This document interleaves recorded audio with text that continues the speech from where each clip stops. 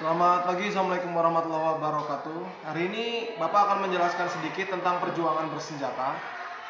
Kalian sudah memilih ya, pastinya sudah membuat tugasnya.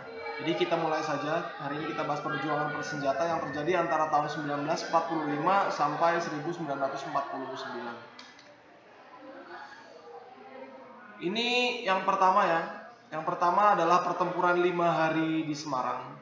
Jadi ini dilatar belakangi larinya pekerja Jepang. Jadi pekerja Jepang itu kalau kalian lihat di peta itu mau dipindahkan dari pabrik-pabriknya, dikumpulkan jadi satu, mau dibawa ke penjara Bulu.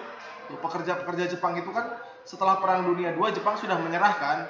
Jadi menurut pemuda-pemuda mereka harus dipenjara itu. Jadi orang-orang Jepang, mantan tentara Jepang yang udah nggak lagi jadi tentara karena udah kalah kerja di pabrik, dibawa sama pemuda-pemuda di Semarang ke penjara Bulu. Tapi ketika dalam perjalanan mereka melarikan diri. Setelah melarikan diri mereka bergabung dengan batalion Kido Butai yang dipimpin sama Jenderal Nakamura.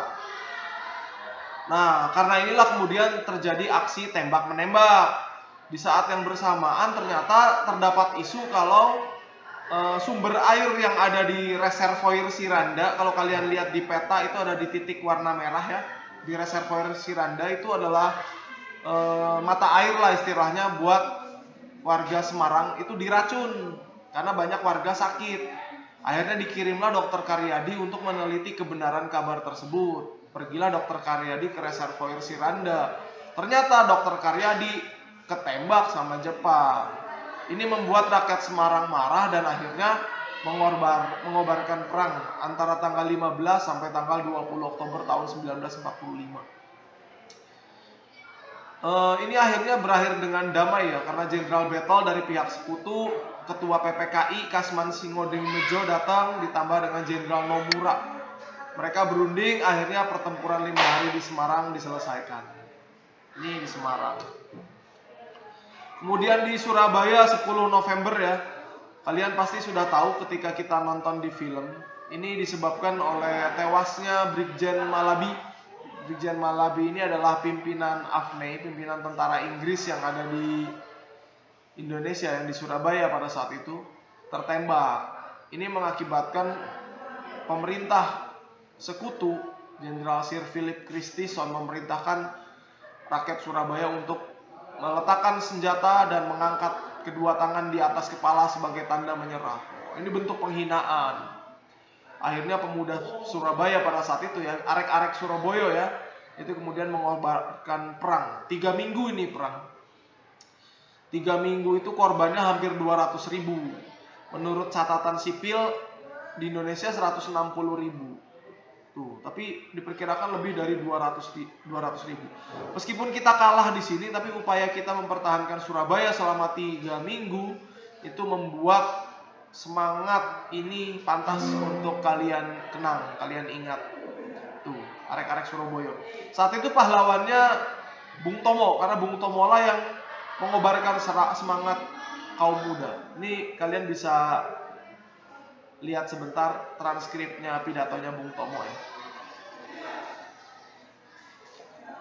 Bapak cepet-cepetin ya.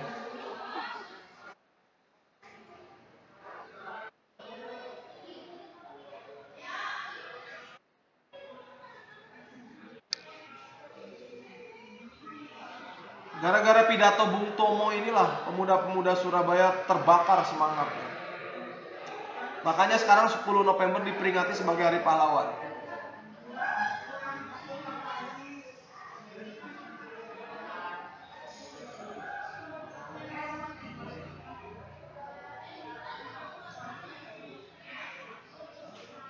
Ancaman.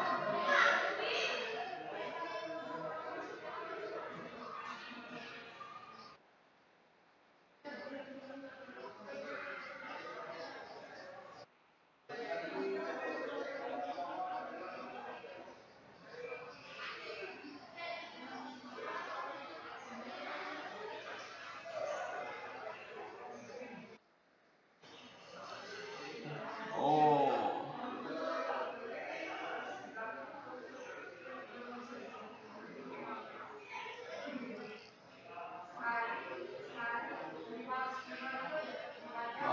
ini pidatonya Bung Tomo, keren ya.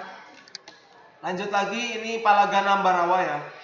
Latar belakangnya ini Ambarawa itu kan dekat sama Magelang ya, kota militer Ambarawa itu zamannya Hindia Belanda. Kalau sekarang kan kota militernya Indonesia itu Magelang itu. Magelang itu kalau kalian ke sana tuh banyak tentara, akademi militer itu ada di sana. Jadi ceritanya pada saat itu di Ambarawa itu karena dia kota militer, banyak tawanan Jepang. Namun pada saat itu Rapwi itu apa ya? Pokoknya mereka itu pasukan sekutu untuk membebaskan tawanan perang dan interniran, pokoknya singkatannya. Tapi ternyata selain membebaskan tawanan, pasukan Rapwi juga masuk ke dalam Jawa, menguasai wilayah-wilayah yang ada di pedalaman Jawa.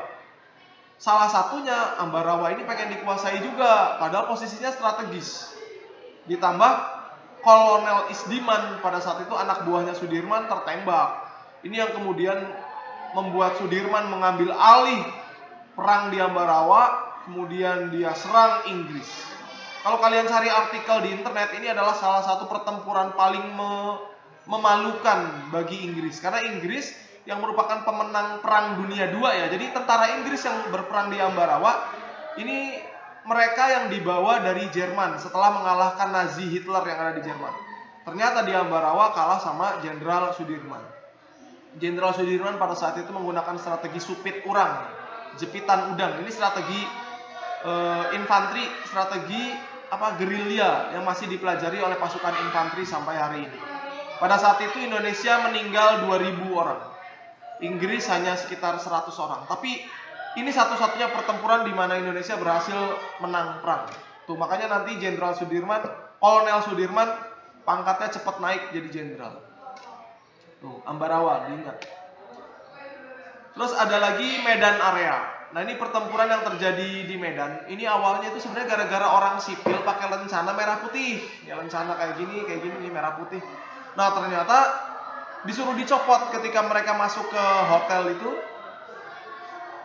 Hotelnya namanya ada di Jalan Bali di Medan, Bapak lupa nama hotelnya. Suruh dicopot. Ditambah lagi kota Medan ditulisin fix boundaries. Jadi ibaratnya hanya kalangan terbatas yang bisa masuk ke kota Medan. Nah ini pemuda-pemuda di Medan nggak terima. Merah putih diinjak-injak, Belanda bikin batas yang merupakan wilayah mereka sendiri kan, padahal wilayahnya orang-orang anak-anak Medan. Akhirnya terjadilah pertempuran di Medan. Ini lumayan lama ya, jadi dari tahun 1945 bulan September itu sampai Agustus 46 itu masih terjadi perang-perang kecil. Nah ini adalah pertempuran Medan Area. Selanjutnya kalian silahkan jawab pertanyaan yang ada di Google Classroom. Tetap semangat belajar, jaga protokol kesehatan. Selamat pagi, assalamualaikum warahmatullahi wabarakatuh.